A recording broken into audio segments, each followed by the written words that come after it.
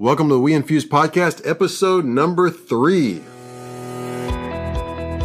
Welcome to the WeInfuse podcast. My name is Dylan McCabe, and each week we bring you a behind-the-scenes look at the infusion industry. And our whole goal here is to provide tips, tools, and a roadmap for those of you, whether you're a provider or a nurse practitioner or anyone involved in the complex world of infusion therapy. And I'm excited because today I've got 2 guests with me. One is the co-founder of WeInfuse, Reese Norris, and the other is Brian Nyquist, who I've been telling you guys would be on the show for a couple of weeks now. So we're excited he's here. We're all together in Florida. And today we're going to dig into issues involving infusion therapy. So let's dive right in. Brian, thank you for being on the show, man. Thanks for having me. And Reese, thanks for being on the show as well. Always a pleasure. All right, so we do have our special guest, Brian Nyquist, and the reason he's special is because he does things on a policy level and really pushes for best patient care issues that really affect all of us, whether you're a doctor or office manager, whoever you might be working in a practice or a hospital. Brian's really on the front lines of having, pushing forth issues that affect us all. So it's going to be great to have him on the show today. So Brian, I just kind of want to give you a second to kind of fill the background in of your background story and how you got involved in this space in the first place. Yeah, absolutely. I don't know how special I am, but so my background is in human biology and public health, focusing sort of on health policy. I started out of, while I was working through grad school in biosafety, occupational health, institutional biosafety, research compliance, things of that effect. So I've basically dedicated my career to helping other people, whether that's keeping them safe when they're engaging in research with biohazards, material, recombinant DNA, things of that effect, all the way up to research involving humans. And then also just helping people understand the complexities of our healthcare system, how to navigate the insurance landscape, and really get the coverage and the care that they need. And so you have a scientific background, and I didn't even know that until today, which is awesome. Yeah. And so taking that scientific background, did you say while you were working on a master's? Yeah. So my undergrad is in human biology with a focus on genetics. And then my graduate degree is a master's in public health with a focus on health policy and management. That is so interesting. So what kind of led you to take that knowledge and that skill set? I mean, what led you to where you are today with the National Infusion Center Association? So I guess the story of how I got from graduate school to here is kind of just a series of fortunate opportunities. As soon as I graduated, I came back to Austin, and at that point we had just started a legislative session in Texas, and the newly appointed chair of the Public Health Committee had no public health background. And so she reached out to the dean of my alma mater, looking for an expert in public health that was in or around the Austin area. And for whatever reason, my name came up. And so I got a call. And the dean of my school asked if I'd be interested in serving the state as a sort of policy analyst for the House Committee on Public Health in the state legislature. It's not every day that you get the opportunity to sort of be involved in the public health legislation within your particular state. So I took that opportunity, worked the legislative session, and then at the end of session, I was connected with the founders of NICA, who were looking for somebody to come in and provide strategic direction, day-to-day oversight, really build the organization sort of up from the ground. The organization at that point was operated remotely, virtually on a part-time basis by the founders. And so it was just kind of right place, right time, two positions in a row. And the opportunity at NICA was a great opportunity for me to continue applying my passion for helping others and get me into a position where I could really dive deep into the healthcare industry, and more particularly within a growing niche And so I was incredibly excited about it. That legislative session, we had the biosimilar substitution bill come through committee. So I had already been really deep in the whole concept of biologics and biosimilarity, biological products, interchangeability, things of that effect. Understood, sort of some of the science behind autoimmune disease. And so it was just incredibly intriguing and interesting on a variety of levels that was really attracting me to that opportunity. But most attractive was a combination of the ability to apply all of the skills, experience, and strengths that I've built to this point in a capacity where I can help people get access to this growing sort of area of medicine. And so I've got so many questions that are coming to my head about all this. So for people listening to our podcast, I mean, we've got CEOs, doctors, nurses, all kinds of people listening. Some people may not even know about the National Infusion Center Association. So can you explain what that is? Yeah, for people absolutely. Who are wondering about that. So the National Infusion Center Association is a 501c3, which basically just means we're exempt from federal taxation. We're organized as a public charity. We are a patient advocacy organization, a nonprofit patient advocacy organization. We were formed with the mission to improve patient access to provider-administered intravenous and injectable medications. So we focus on the provider-administered parenteral products essentially covered under the medical benefit. And so as I came on board, sort of looking at the various dynamics of the industry, some of the challenges and hurdles in moving this particular segment of the healthcare system forward, it became pretty apparent that the best way to preserve and expand patient access to these particular products and this care was by supporting this historically underrepresented delivery channel, and more particularly, this historically underrepresented segment of the infusion delivery channel, which is the non-hospital, non-oncology, office-based care setting, which two primary site of care models that fit under this quote-unquote infusion center component to our name. The specialty physician office-based infusion facility, as well as the independent standalone ambulatory infusion center model as well. So we achieve our mission by supporting this particular segment of the infusion delivery channel, mainly in three ways: through advocacy, education, and resource development. From an advocacy perspective, we work to identify, address, and overcome access challenges, barriers to patient access to care, as well as threats to this medication delivery channel, so that infusion providers, their staff, don't have to. They can instead focus on providing care for their patients.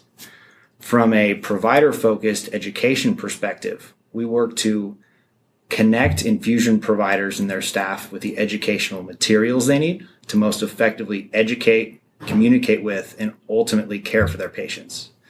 From a patient-focused education perspective, we work to equip patients with the educational content they need to empower them to take a more active and collaborative role in shared decision-making as it influences the management of their condition, as well as to be a more active advocate for their overall access to healthcare. And then finally, from a resource development perspective, we work to connect infusion providers and staff with the tools and resources they need to ultimately improve their capacity to care for patients.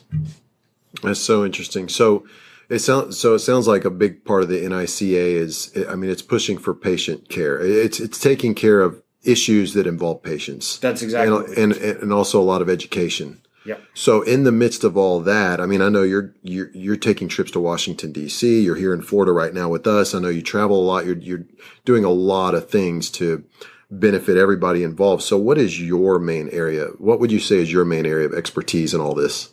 Within the area of in-office infusion? Mm-hmm. Mm-hmm. I would say the health policy component.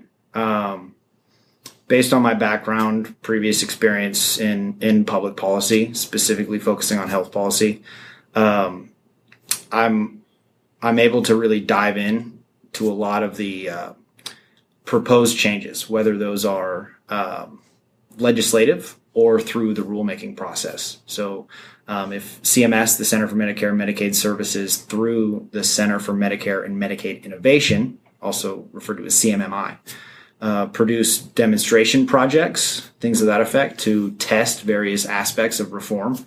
I have the background and sort of expertise to really dive into the legislation and some of these rules, essentially to pick apart what are they trying to achieve, what aspects of existing sort of statute are they looking to modify, and what impact is that going to have on patients' access to care.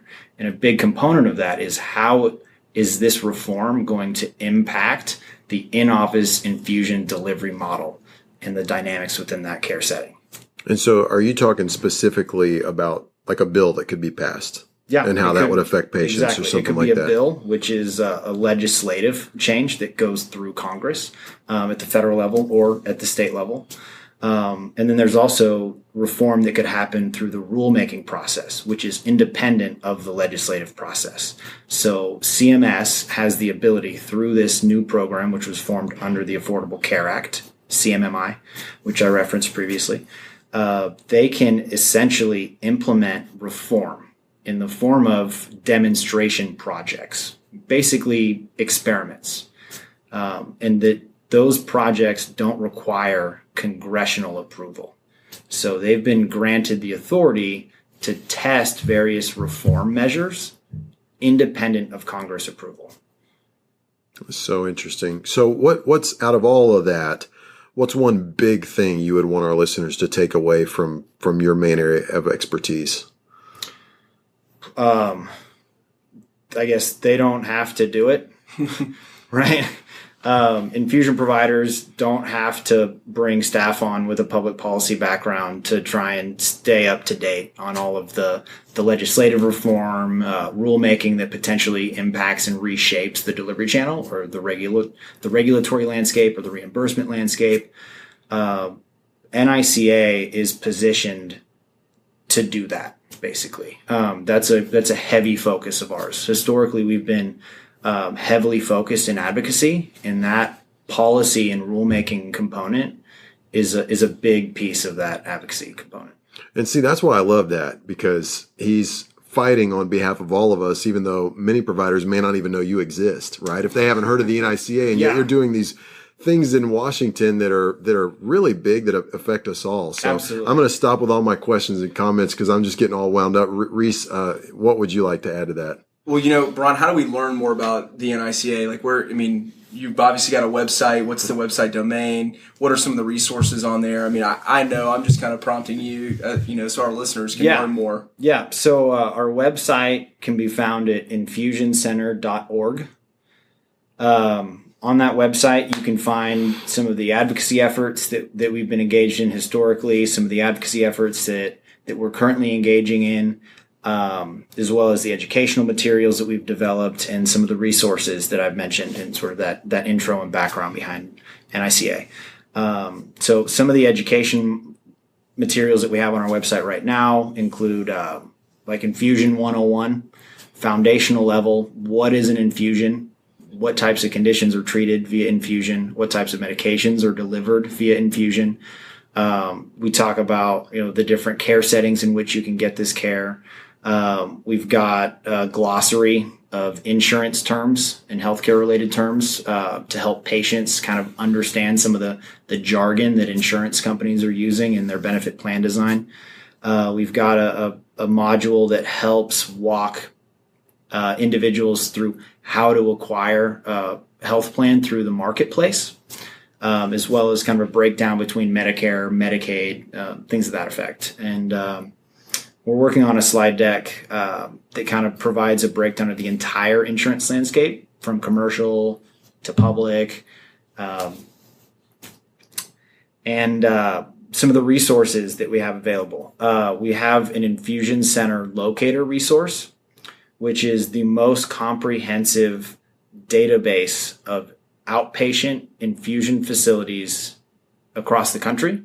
And that is the most comprehensive database that is publicly available in the world to to our knowledge.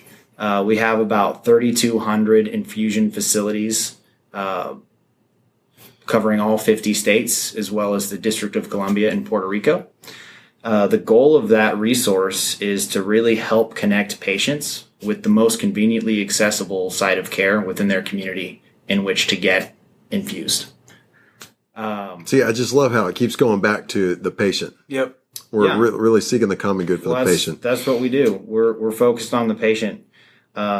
Patients have to get access to this care, right? Majority of these patients have autoimmune disease, and if they have been prescribed a biologic, conventional therapies have failed to manage progression of their disease.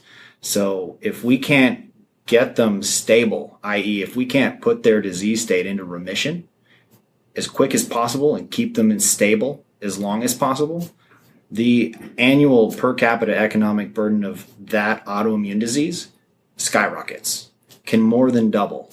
So it's absolutely imperative that we overcome all of these obstacles that patients are facing to getting those medications. And a lot of those hurdles are threats to the sustainability of this in-office infusion model, right? As we're seeing increasing attention at controlling the rising cost of care and medical benefit drug spend is seen as the leading driver, we're seeing a lot of efforts, both in Congress as well as rulemaking processes, that are trying to control that medical benefit drug spend component.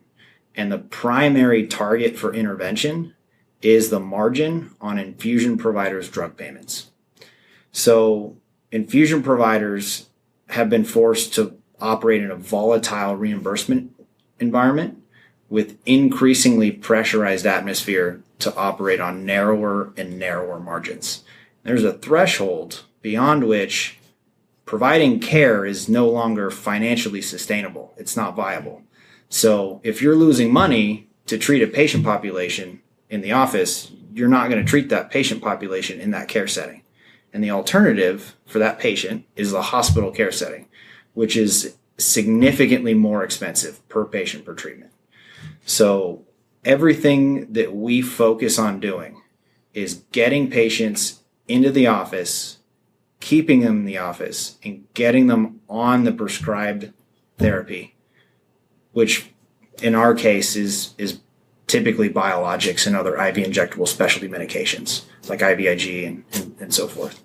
So we're most certainly patient focused, we're patient centric, but as I mentioned earlier, the most effective way for us to ensure patients have access to these products is by making sure that they have a more affordable, accessible, and compassionate alternative to hospital care settings.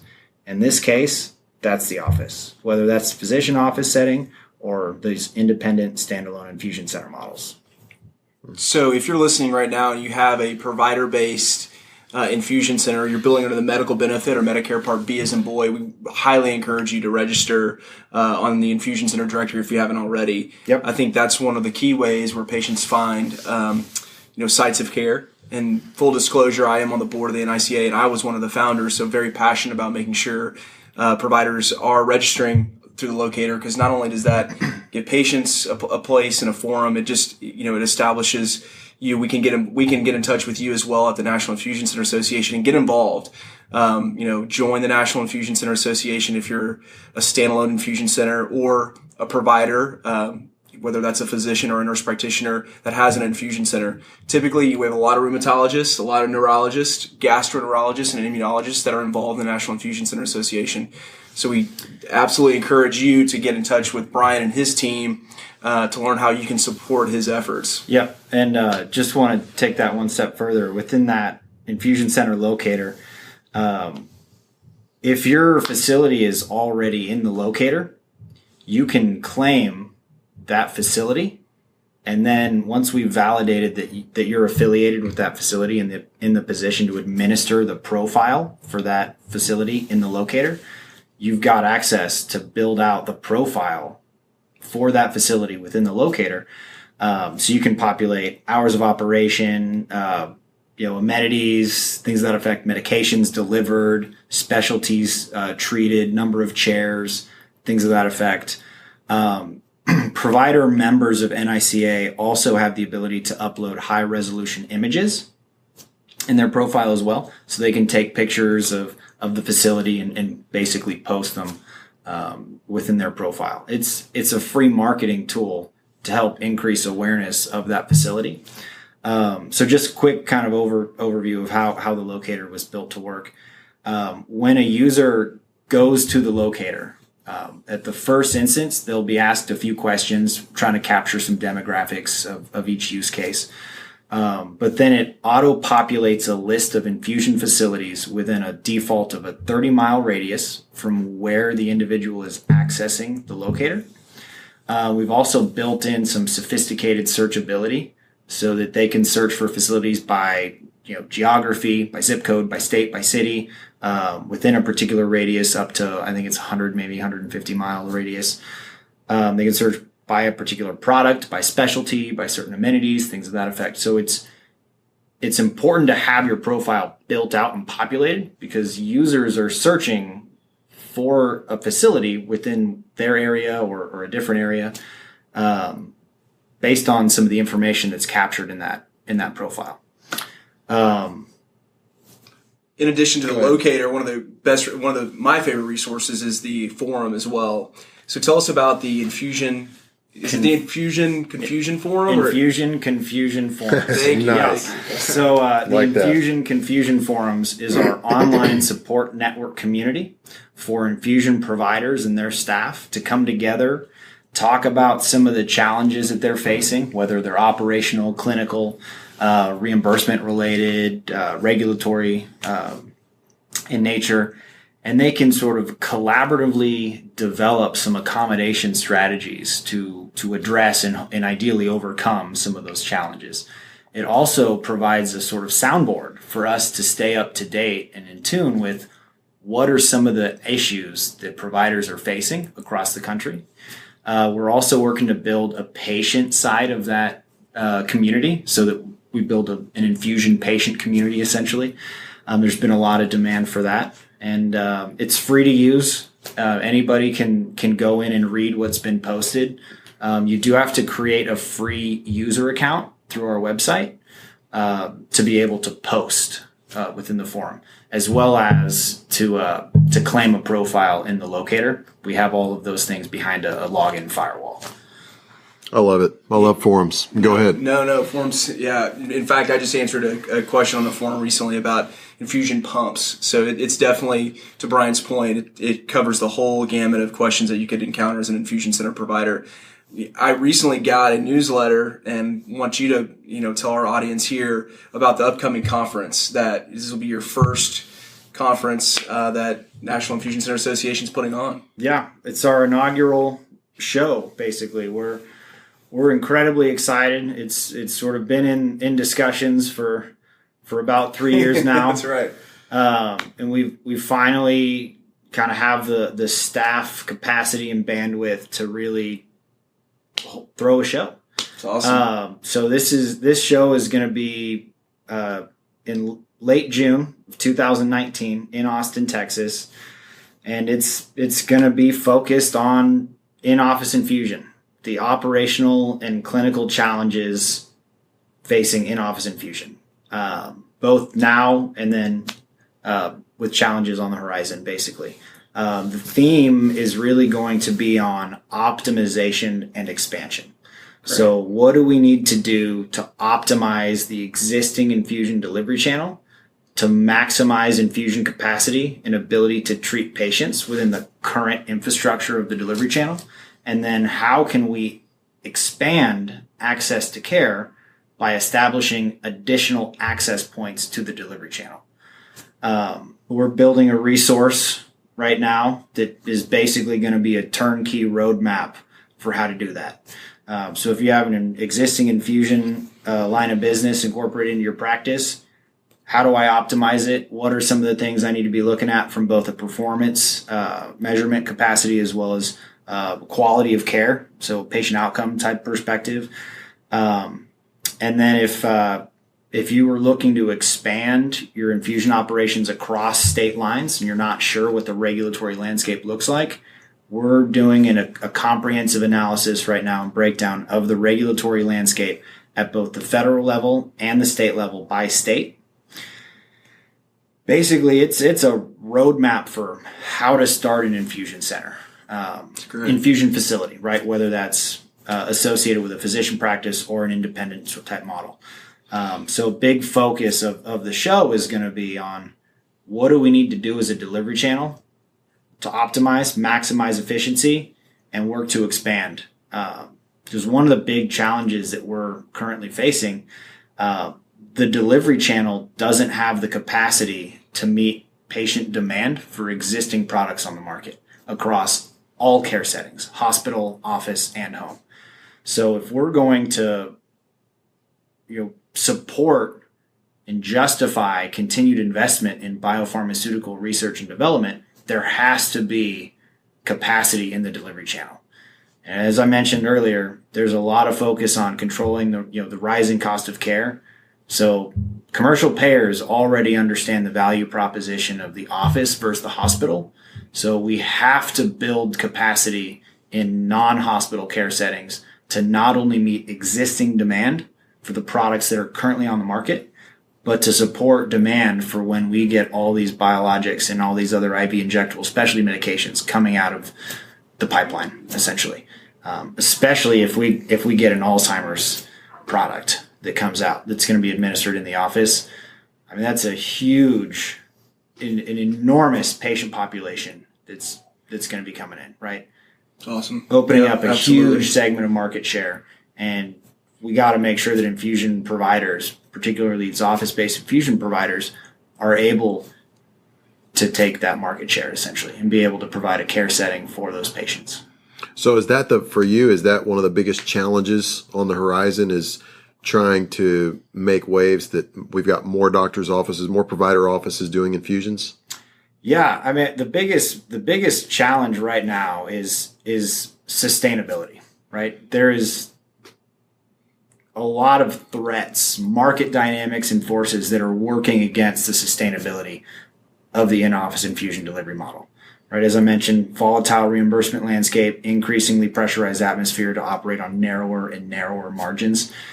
And I mean, there are a lot of challenges that we're trying to overcome right now just to preserve the existing delivery channel. But we also have to make sure we don't lose focus of the future, right? And we have to work to support a landscape in which the office-based infusion delivery channel is free to expand. Not just free to expand, but we have a reimbursement landscape and a regulatory landscape that really supports and drives expansion of the office-based delivery channel. I mean, without that, where do the patients go? Exactly. Yeah. They're going to go into the hospital. Yeah, and that's just the perfect layup to me to give a plug for WeInfuse. Exactly. Because we talk, I mean, even at this conference, we're at FSR, and we've had so many doctors come up to us saying the infusion practice that we have is intense and risky, because if we mess up on one buy and bill drug or one claim, we lose track of one vial, we make a mistake in one patient when it comes to the whole benefits investigation process, it's it could be catastrophic. And so that's the whole goal behind WeInfuse, the software. For those of you listening, if you haven't seen a demo yet, please check out WeInfuse.com and just schedule a demo, and you can see how we have everything tied together. The benefits investigation process, a chair-based scheduling feature, an infusion nurse's note that's connected to the inventory, and we even have inventory management, ordering, and reports and reconciliation, so that this incredibly unique practice/business model can be managed. We can reduce the risk. We can reduce human error as much as possible, so that those of us in the clinical setting can focus on the clinical part and not worry about these details that become snags to these provider offices. So definitely check out WeInfuse.com. We also have a great blog post by Reese and Brian and others that educate and equip all of us that are involved in the infusion space. All right, so there's my shameless plug for WeInfuse. Now back to what we were talking about with all these challenges and the things that are happening that affect us all. What do you tell our listeners what you're most excited about today? So before I answer that question and come back to that question, I wanted to touch on something that you sort of brought up. I think it's so fantastic what you guys are doing. to really support that the optimization and the expansion component. Now take your time with this, okay? Yeah. I feel like you're about to say a lot of really important stuff here. So one thing that I've noticed is, going through medical school, right? Whether that's medical school to become a physician, or nursing school to be a nurse, or an advanced practice nurse, a physician's assistant, things of that effect. Those curricula don't typically include a business management component. Certainly not a focus on practice management.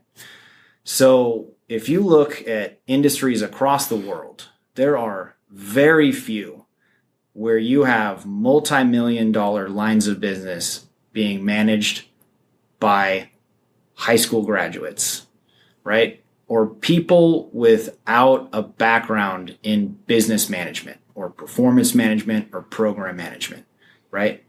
This is one of the challenges that is facing the sustainability of this model, right? Not saying you got to fire your practice manager, director of infusion services right now and go out and find an MBA. What I'm saying is, don't be afraid to acknowledge that you're not strong in every area, right? We all have our strengths. We all have our weaknesses. What's important is to understand the areas in which your practice are weak and find solutions and strategies to address those weaknesses, right? An example of which, if you go taking a step back, managing buy and bill infusion inventory, there is extraordinary opportunity cost and financial risk in investing in maintaining a buy and bill inventory, right? Hundreds of thousands of dollars in a fridge, right? You are opening yourself up to enormous risk, catastrophic loss of product, things of that effect, right? If you don't manage just your inventory component, you could jeopardize the sustainability of that practice, right? So one of the things that NICA is doing is we're exploring strategic partnerships with organizations that produce goods or services that can help infusion providers do what they do better. And I think what you guys are doing at WeInfuse is phenomenal. It's needed, absolutely.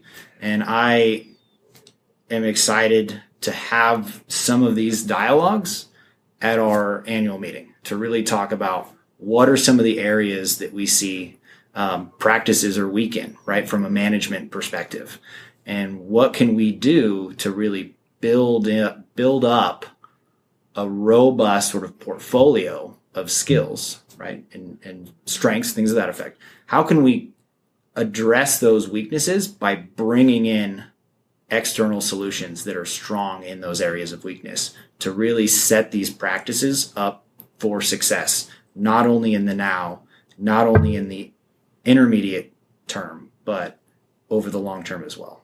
That's so great. And that kind of goes back to something we talked about when you were on the show, Reese, and said what's one of the keys to a successful infusion practice. And right away you said the team you have. And that's interesting because to your point, I've never heard it put that way, but that's true. We've got a multi-million-dollar business model that oftentimes is not being run by people that's really their specific training is how to run a business. Exactly. And the focus is lopsided on the clinical side. And yet, like you said, I mean, we have practices that are ordering hundreds of thousands of dollars of drugs a week. And so that's a great way to put it. Well, this has been so helpful. There's so much more we could talk about, but make sure this podcast doesn't go on for an hour. What's one last piece of advice you would want to impart to our listeners? Advocacy is going to be the secret sauce for overcoming these challenges in the now and in the future. Together, we are stronger than we are individually. It's not difficult to advocate, right? NICA does it every day, but without the provider and the patient perspective to establish the human connection to our advocacy efforts, it's seen as a non-issue. So it's absolutely critical that we get providers and patients to use their voice to advocate and leverage that voice, filter that voice through NICA So we can amplify that into a cohesive and collaborative advocacy voice, so we can develop the collaborative momentum behind these access challenges and threats that we're working to overcome. And we can do what we're seeing on the oncology space, right? We need the cohesion, we need the mobilization, we need the sustained engagement, and we need the collaboration that we're seeing in the oncology space if we're going to overcome challenges. And we have to come together across all of these non-oncology specialties. We got to have one voice. That's great. I love that. I mean, it really is. It's amazing how you can come together and really push forth for it. So how can people get involved? For those provider offices listening or different people listening do want to get involved, what can they do? They can go to our website, sign up for our newsletter. We'll send out a sort of call to action through our newsletter, as well as our social media channels. Follow us on our social media channels. If there's a call to action for an advocacy effort, we'll send it out through those channels. Depending on the nature of the advocacy effort, we may think it may be necessary to have a grassroots advocacy component involving letters or calls or social media. We'll have directions and things of that effect of how individuals, stakeholders essentially across all of these stakeholder groups can really get involved in these advocacy efforts. Our advocacy platform is incredibly simple, right? We call it toilet seat advocacy. I mean, you click a few buttons, you enter in your address, and you can send letters to your elected officials. Do it while you're in the toilet. Never heard that before. Toilet seat advocacy. Yeah, and with the 2016 Medicare Part B payment demonstration that was proposed to cut Medicare Part B reimbursement from ASP plus 6%, 4.3% under sequestration, to ASP plus, was it like 1? But it ended up being less than 1 with sequestration. So, after sequestration, it was going to be ASP plus like 0.89% plus $16.80, which would not be sustainable. So in response to that, we leveraged our grassroots advocacy platform, this toilet seat advocacy, essentially, to send 40,000 letters to DC, the Hill, in 3 weeks, and 15,000 letters in the first 4 hours on the day of peak engagement, before the Sergeant of Arms for the Senate called our platform vendor and shut down that line of communication because we essentially broke the email infrastructure in the Capitol. That is incredible. Yeah, it's just incredible. That's the power of collaborative advocacy.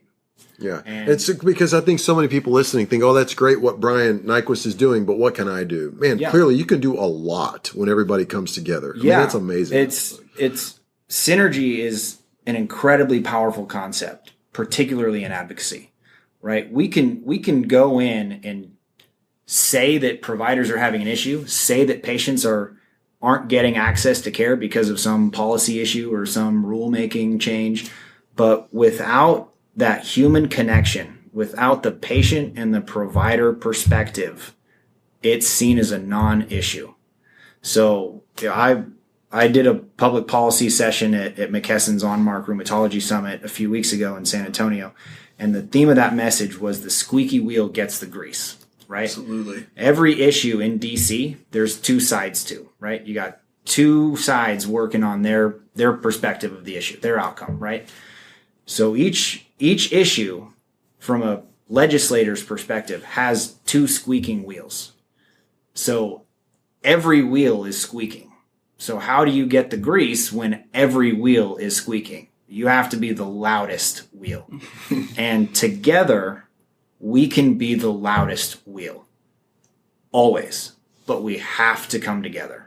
NICA was formed to be the cohesive advocacy voice across non-oncology specialties for patients' access to in-office infusion. We're the channel. We need to funnel those perspectives, the perspectives of stakeholders, through NICA's channel, and we can have the loudest advocacy voice. Hands down. Model. Yeah, it's so good. Yep. Hundreds of thousands of patients, thousands of providers.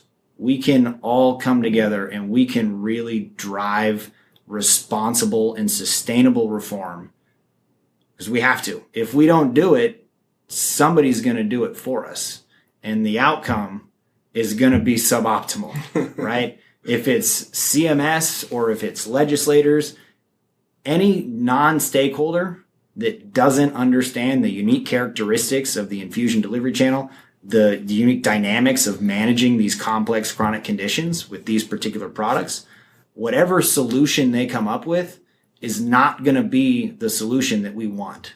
So until we come together as stakeholders and funnel all of our individual voices through a single, cohesive, collaborative advocacy voice, somebody's going to come in and tell us how these providers need to operate, how the delivery of care needs to look, and ultimately how reimbursement looks, right? How the regulatory landscape looks.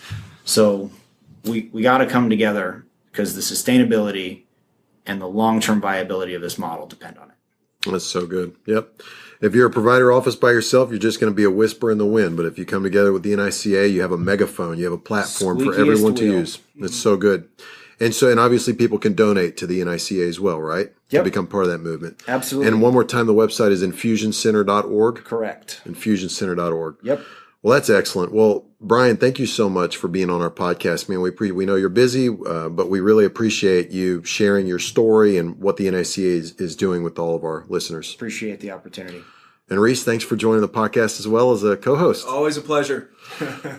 All right, guys. Well, for those of you listening, thank you for joining us in the journey of infusion. This is the WeInfuse podcast where we take the confusion out of infusion, and we will catch you in the next episode.